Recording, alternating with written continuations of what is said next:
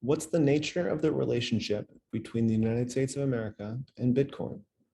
And what insights can be gleaned from an astrological analysis? And to help me with this conversation and to help me with an analysis, I'm going to create a composite chart between the United States, the birth chart for the United States, known as the Sibley Chart in the astrology industry, and a chart for the Genesis block of Bitcoin. I didn't do it for the white paper. I did it for the Genesis block because that's when Bitcoin was first created and manifest into this dimension of consciousness. And I used Philadelphia, obviously, for the birth of the United States. But since Bitcoin was, created across ledger, across a decentralized ledger, like across in the internet, essentially. And I don't really know, I'm not sure that anybody knows where Satoshi Nakamoto lived. So rather than do it for a place that I don't know of, I created the Bitcoin chart out of New York City, because New York City is the largest global center for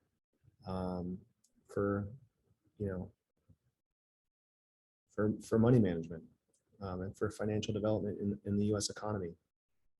And since the U.S. economy is largely it's kind of the global standard, the global economic backbone, completely just made sense for me to use New York City. And so the only things that would change if it was a different city is the orientation of the planets in the houses. So the signs wouldn't change and the aspects wouldn't change. The aspects of the planets to each other wouldn't change because the Genesis block is the birth time in New York City is that's when the Genesis block was minted wherever it was in the world, but central to New York City, so to the East Coast, and then specifically New York City. So that being said, the rising sign of this chart, of this relationship, meaning the eastern horizon, the point that consciousness exudes the chart through, is that third degree of Pisces. And the third degree of Pisces is it's about concentrating organic activity within the wisdom of alliances. And within that, there's a tone that the relationship needs to work for the individuals. Like the nature of this relationship is fundamentally about self-protection, and the nature of the relationship within which the rest of the planets and points operate is about the individual making choices for self-protection because they believe in the potential of its indestructibility. And so when we're thinking about indestructibility and the global economic powerhouse, we might think about this, the signature of this point between these two parties be about redefining the economic rails. And so the DC, the descendant, opposite the ascendant, shows the relationship narrative, and then it's a journey of personally awakening to subtle forces, like the relationship knows itself as though it's defined itself as though it moved through a liberating ordeal where ego is destroyed and a truer, broader strength within is realized. And so that is the relationship narrative. The axes of power, the way power is internally reflected through a personality of the relationship and externally shown in the collective domain, shows that the themes there is that it's perpetuating the spirit of struggle for power, grounding into the irresistible dynamism that opens humanity up through new dimensions of reality via projections of innocence. And this idea of innocence will come back kind of throughout the chart. But us would be externally via countries and internally via currency. Internally will be everyone affected by American economics. So the MC is dynamism that stirs deep energies and ultimately obeys cosmic or superpersonal rhythms and ultimately feels like an irresistible power. The IC, so the relationship defines itself as a portal to new dimensions of reality. In one way, it's like it's technologizing the American mind. It's convinced that it started as an innocent thing, and it's bringing to Earth a new depth of vision via awareness of what's been hidden at multiple levels. On the surface, it feels like an innocent promise, but more deeply, it's analogous to a glass-bottomed boat. And when we think about what a glass-bottomed boat really looks like, it allows the people in the boat to see down into the depths of life in this new ecosystem, and could potentially allow those inhabitants of the boat to see all the way down to ecosystems on the sea floor that weren't seen before. So like, it's like there's like a new penetrating sight into the depths. That's why I thought individual exposure, this theme of exposure, or there is at least there is a theme of exposure. And see the next thing. Let's talk about Pluto. Pluto is the farthest out planet within the context of astrology. And in this conversation, I'm not looking past Pluto. I know there's a bunch of there's dwarf planets and Kuiper belt objects and those various bodies outside of Pluto, and there are some inside of Pluto. The only one of which that I really am going to be looking at in this conversation is Chiron, and we'll get into that as that becomes relevant. But first, let's talk about Pluto. Pluto is at 1427 of Capricorn, means it's in the 15th degree that's developing. And that 15th degree of Capricorn hints to the need to free the original ideals of a culture from its trauma response to economic instability. A habituated or procedural domination born from the collective historical perspective of economic instability. Selfishness, greed, and blind ambition are examples of that. And economic instability whose power can produce social conditions that endanger the health and spiritual unfoldment of a community generationally, i.e. like through its children. It suggests using tender care and skill to neutralize the destructive tensions of social living, aka selfishness, greed, and blind ambition, like I mentioned.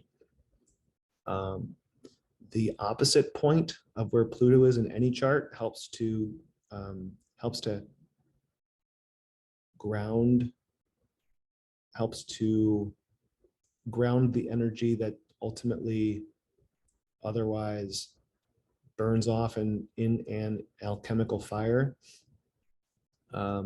Is Cancer, 15 degrees, and that calls for materializing the spiritual, and suggests that turning to superficiality is the negative or destructive path. So over the next 8 to 10 years, as we move towards this, the year 2030, I think an important thing to remember is that more toys is not the answer. more toys is the shadow. And what maturity looks like is accepting or choosing or materializing the concept of fulfillment via disciplined work. And as a kind of more broadly, the theme of asceticism comes to mind. So being dedicated to what you're dedicated to, rather than just like flitty, shiny things. And so from Pluto, we have a bunch of aspects to all the other planets that help to show us dynamics of how these different energies are going to be playing out. But from Pluto, we have waxing squares from an applying square sun, 89 degrees ahead in the 14th degree of Aries. And we have a separating square from Jupiter, 94 degrees ahead, and one's applying to the waxing square and one's separating from the square from Pluto.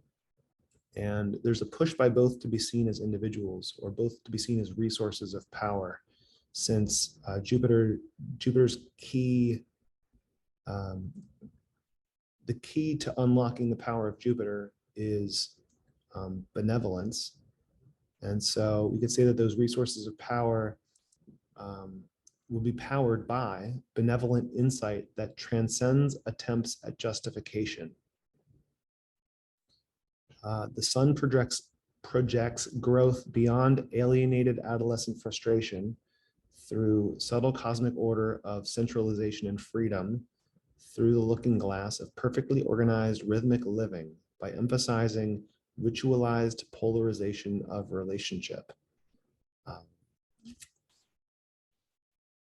Suggests moving beyond the ability to transform a natural lack of potency into poise and natural serenity, like a dignified inward withdrawal, and suggests living rhythmically between those polarizations, and like via like oscillations of power, and calls it a path between instinctual, and suggests there is a path between instinctual involvement, just being involved because you instinctually want to be involved, and being indignantly withdrawn. Like, I don't want to participate because I don't want to participate, just because no, right? The sun is technically conjunct Jupiter. It's less than 4.5 degrees applying to Jupiter. And this suggests that the value of a dignified inner withdrawal to rhythmic living, and the wise management of potential, that in order to expose new dimensions of interorganization. And this hints at the massive grouping in the first quadrant, in the first two houses, in Pisces and Aries. But I wanted to talk a little bit more about a few more of the outer planets before we go talk about the grouping in the first quadrant. So from Pluto, we also have, so from Pluto, we have the moon at 62 degrees ahead, which relates to the idea there is that relationship character is discovering its own innocence, like delicate fluidity, developing a desire to reach beyond the known and create transformative discoveries that support and preserve future generations. Mars is a little more than 74 degrees ahead of Pluto, and that is about asserting or focusing discovery of new technical approaches to this complete cultural transformation. And Jupiter is 94 degrees ahead of Pluto, which with the keynote to of mastery of the will to move in a new direction where the outcome is unknown. And the shadow is attempts at self-justification.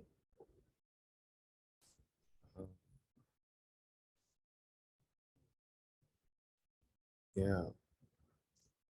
Like, like, um,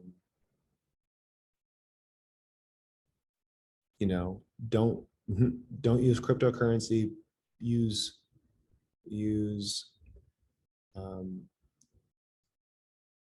the national denominational currency because that's the country that you're from and because that's what you're supposed to do. So whatever, it's just an example of a self-justification. Um, so let's keep moving on. So let's look at, we looked at the cross of Dharma, the personality points through which the rest of the planets operate.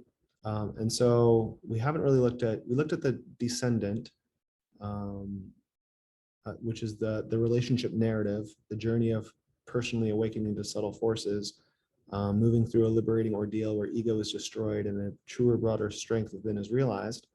And out of that, in that angular house, we have Saturn, revealing that showing that the dawn of a new day reveals everything changed. And we're moving beyond just the revelation that everything's changed. And we're innovating new structures or the relationship is innovating new structures for relationships and interrelationships. In the seventh, it feels like mutual support, but since it's Saturn, it feels like mutual responsibility, which can feel burdensome. And as soon as the festivity falls away, it can lead to resentments. It makes me think of this idea that's kind of common in the social mind. This thing we've heard that by 2030 you'll own nothing and be happy. And I wonder if, just thinking out loud, I wonder if how much that'll be happy and how much of it will be resentful.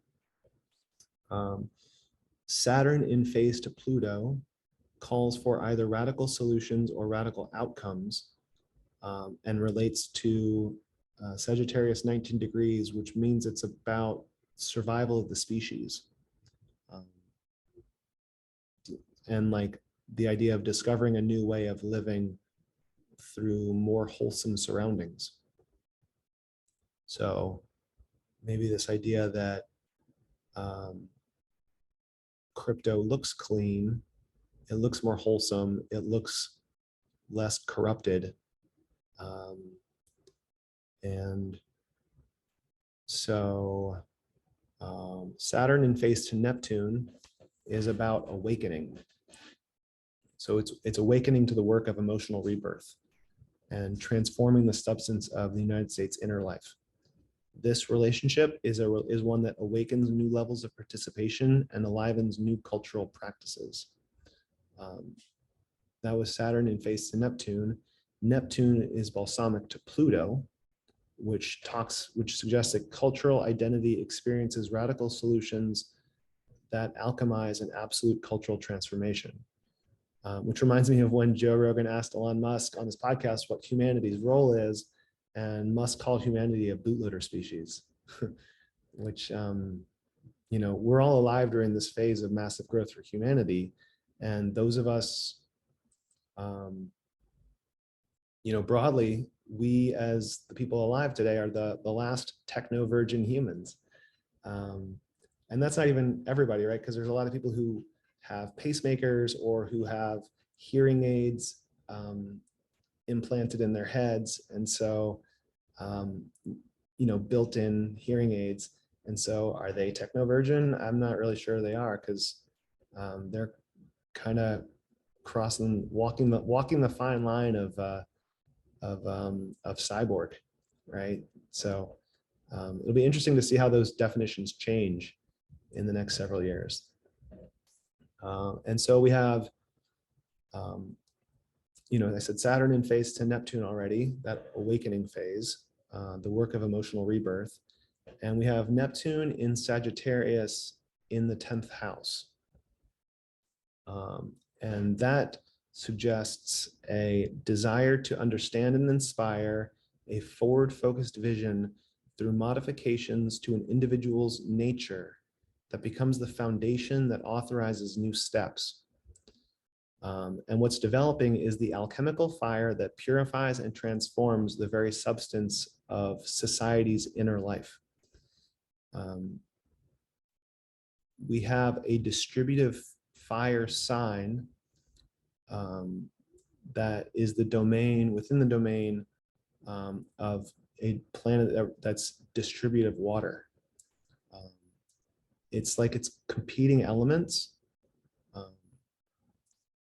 but complementary behavioral focuses.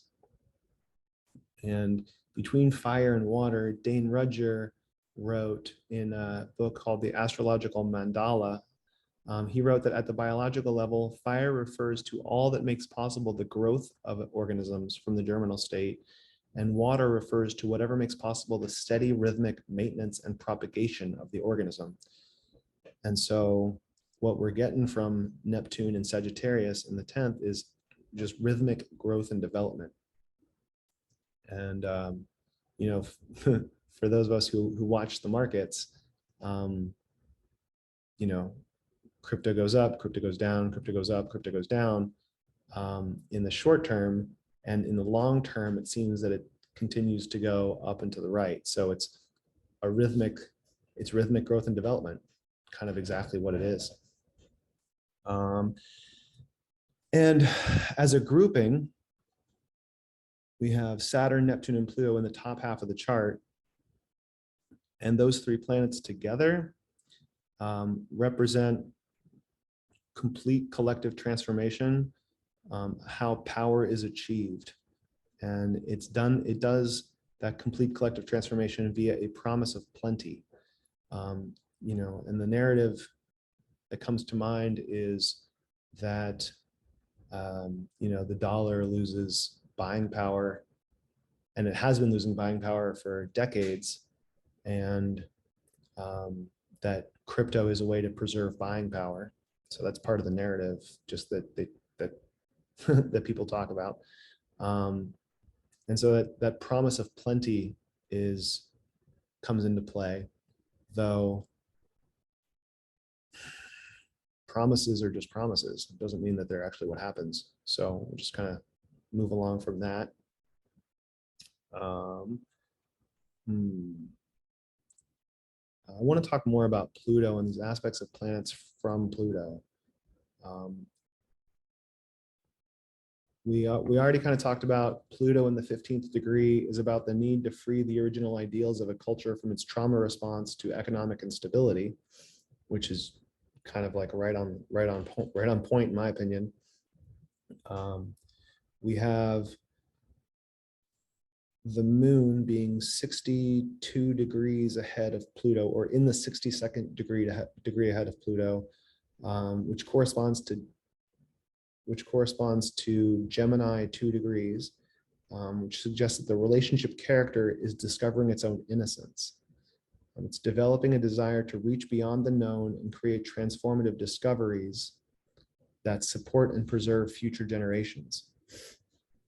Mars is 74 to 75 degrees ahead of Pluto, which is about asserting or focusing discovery of new technical approaches to complete cultural transformations.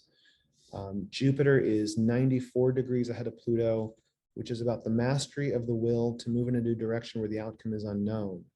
And the shadow is about attempts at self-justification. Managing the potential so that it doesn't come off like self-justifications.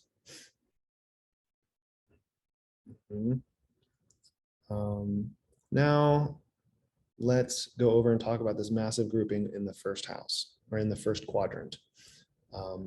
We'll start with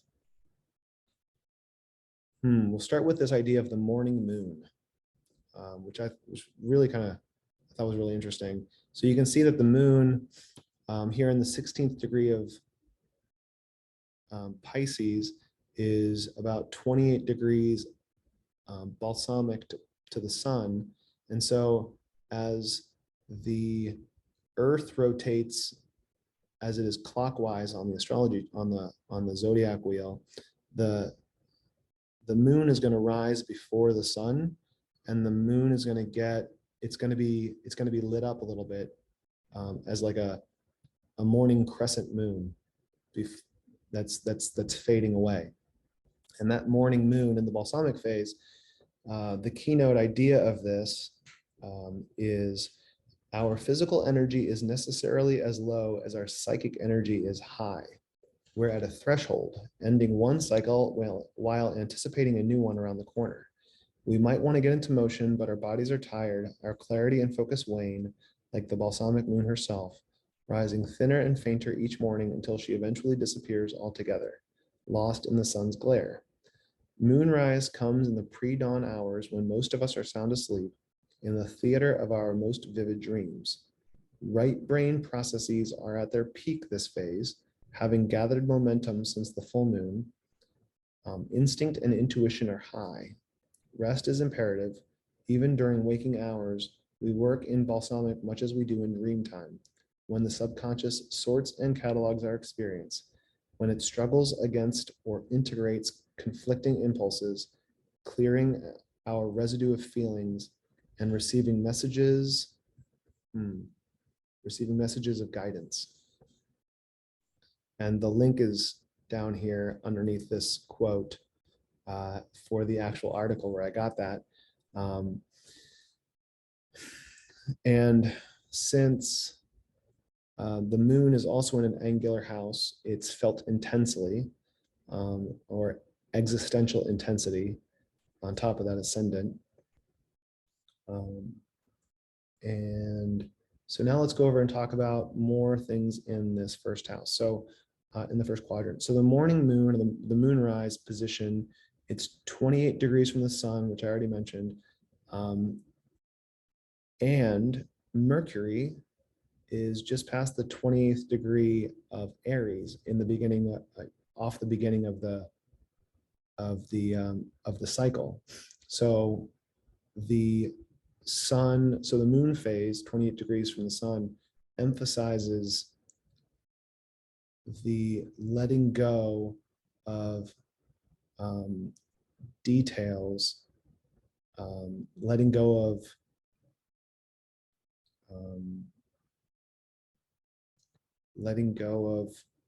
things that didn't materialize during the phase, during the phase of this moon, during the lunar phase. And Mercury is all about distinctions. It's either this or that. And so the distinction and the awareness of what's being let go of, and the clarity to move forward with the distinctions that are newly acquired, is even more strongly emphasized by Mercury being about a half a degree behind Uranus. So it's technically considered balsamic to Uranus. And so like distinctions seed the development of quickening insight via Uranus. And so Mercury is conjunct Uranus, which is also conjunct Venus. And the idea there of this this conjunction here is that potential is maximized through the effective use of individualized power. So it's how the resource enables, verifies, and validates individual power, empowers the individual. Functional emerging power suggests listening to inner voices of a cosmic order that can both either or illumine or shatter. So things can kind of go either direction, and it's probably an individualized experience of whether paths are illuminated or paths are shattered. There is mutual responsibility through liminal attunement to the cosmic order. This new sense of beautiful clarity basically devours everything. It validates itself by working everywhere, and it works everywhere because it's validated. the partnership matures into a grander expression of cultural creativity. It's like the destiny of the nature of the relationship is to represent an ideal technology, not because it is a technology, but in the sense that it's a systematic, but in the sense that it's systematic and can represent a level of mastery. It requires wise management of the constructive and destructive potential in this relationship. So there's both constructive and destructive potential. And it really requires it be wisely managed. The overall pattern, of this part of the chart, where we have Jupiter inside Mercury, which is conjunct, inside and conjunct Uranus. And when I mean inside, I mean closer to the sun. So Jupiter is inside Mercury conjunct Uranus, and Uranus and Jupiter are both inside of Venus. And the pattern of that I'm calling indomitable fortitude, meaning there's just a lot of strength to differentiate and establish itself. The relationship has a strong desire to establish, differentiate itself. Yeah. To make itself known. So I mentioned that from Pluto, we have waxing squares from the applying sun, a sun that's applying waxing square, and Jupiter is separating from the waxing square. There's a push to be seen as individuals. The sun projects growth beyond alienated adolescent frustration through the subtlest cosmic order of centralization and freedom, through the looking glass of perfectly organized rhythmic living, by emphasizing ritualized polarization of relationship. It suggests moving beyond the ability to transform a natural lack of potency into poise and natural serenity via a dignified inward withdrawal, and to live rhythmically between oscillations of power, and that there is in fact a path between instinctual involvement and indignant withdrawal.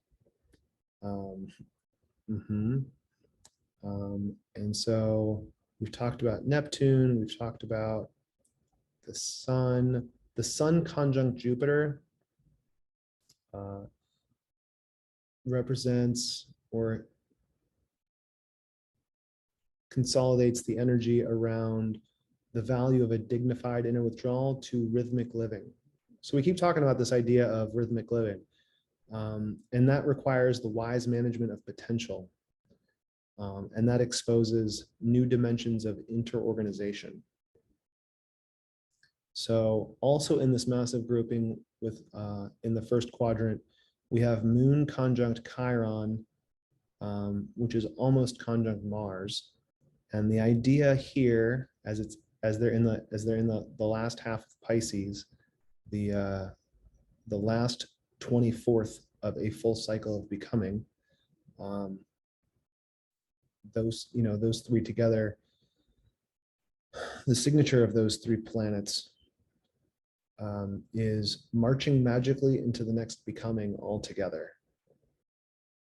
And so lastly, I want to talk about the North Node in the 9th degree of Taurus. And that, in Chinese astrology, the nodes are called the dragon's head, North Node, and the dragon's tail. So if you're like flying through space or flying through cosmic time and space, the head is where you're going and the tail is where you've been. And so the North Node lines up to, or refers to the destiny of the relationship. And the destiny is to be symbolically similar to decorating a Christmas tree, as if there's 21 million ornaments that vividly represent faith in cyclic renewal. And shines on the ability to create inner happiness during dark hours. And I might add that despite the potential for manipulating what's perceived in the darkness, right? Just because it's dark and you can't see it doesn't mean that somebody else gets to necessarily tell you what's there and that you should be compelled to believe them. And that kind of circles, for me, that kind of circles back to the idea of the asceticism that we talked about at the beginning with Pluto. Not just like I was saying, more toys is not the answer. More toys is probably the shadow. And that maturity is accepting or choosing or materializing the concept of fulfillment with disciplined work. So it kind of calls us each individually, me particularly in this moment, to like really think about what is my personal work to do. And so I might, if you feel like fielding that conversation, if you feel like fielding that answer, I'd love to hear it. What is your personal work to do besides just what you're told to do? And if you have an idea, or if you have something to say about that, I'd love it if you commented or put that in the show notes, and let me know, because I'd like to hear what other people are thinking their work is. And so I want to talk briefly about the signature of the shadow, which kind of relates to what we were talking about. Despite the potential for manipulating what's perceived in the darkness, right?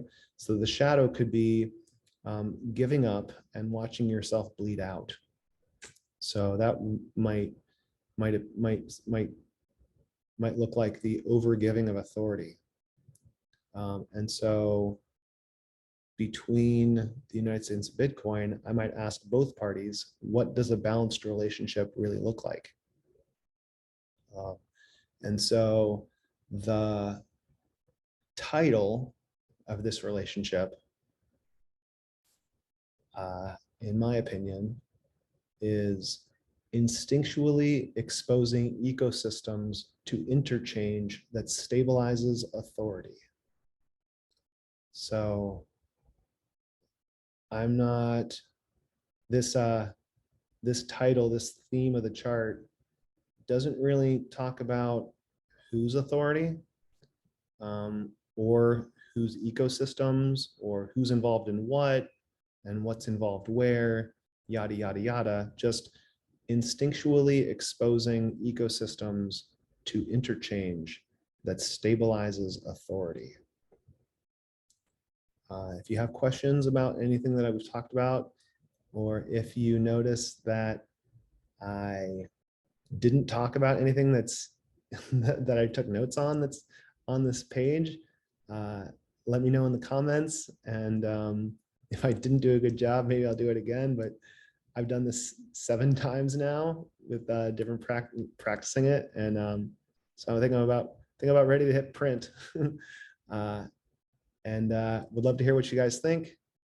And if you have ideas for, you feel excited about another article or another kind of relationship that you'd like to see discussed or analyzed via astrology, please let me know in the comments, and I'd love to hear that, and I'd love to do that work for everybody. So that is all I have for you today. Thanks so much, and I look forward to seeing you on the next episode.